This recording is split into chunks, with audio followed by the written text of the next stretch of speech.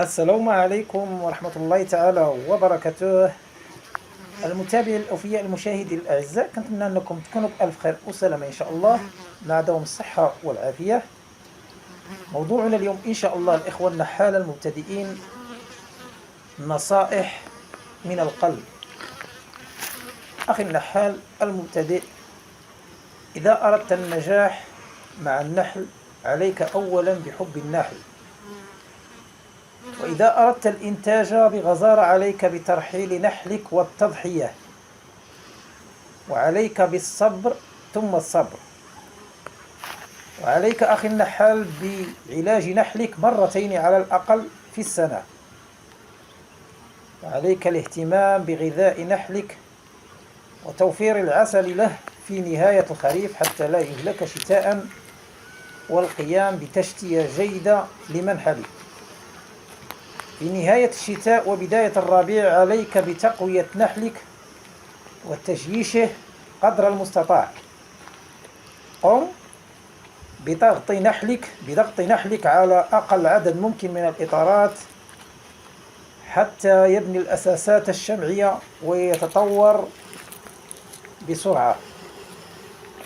إذا أردت العسل، قم بتخصيص خلايا جيدة لذلك، وقم بتجييشها جيدا ولا تقم بتقسيمها، واجعل قسم آخر من منحلك خاص بالتقسيم وأخرى للدعم، أي دعم الطرود عند تلقيح ملكتها.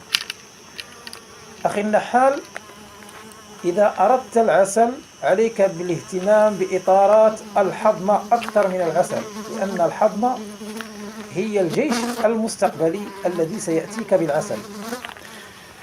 عليك بفهم نحلك ومعاملته بلطف ورفق وحب، ولا تقلق راحته بالفحص كل يوم حتى تتجنب إثارته أو قتل الملكة. صيفا، يعني في الصيف، عليك بتوفير الظل لنحلك وتوفير مصدر مياه نقي وقليل من المنحل وتوفير مرعى جيد. عليك بالصبر والتفاؤل والتفاني في عملك، وإعطاء النحل حقه من العناية واللوازم، ولو كلف الأمر زيادة التكاليف.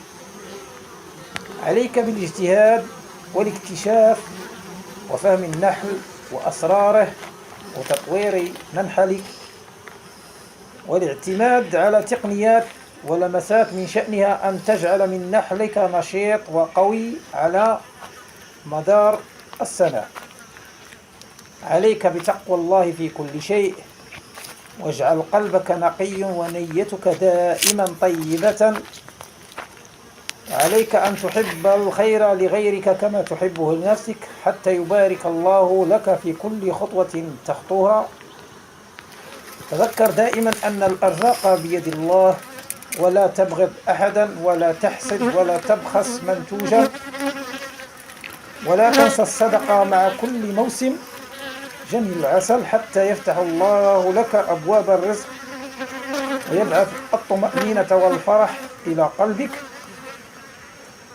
عليك بمساعدة كل مبتدئ ولو بنصيحة وتأطيره إن أمكن وإرشاده. وأخيرا، أتمنى لي ولكم توفيقا من الله عز وجل، فضلا وليس أمرا. أخي النحال، أختي النحالة، إذا أنا نسيت بعض النقاط المهمة عليكم بكتابتها في تعليق حتى نفيد ونستفيد، ونقوم بتنبيه بعضنا البعض من حين لآخر، ولما لا إيجاد حلول أن نساعد بعضنا ولو بأفكار بسيطة. وإلى هنا ينتهي موضوعنا اليوم، ودمتم في رعاية الله وحفظه، والسلام عليكم ورحمة الله تعالى وبركاته.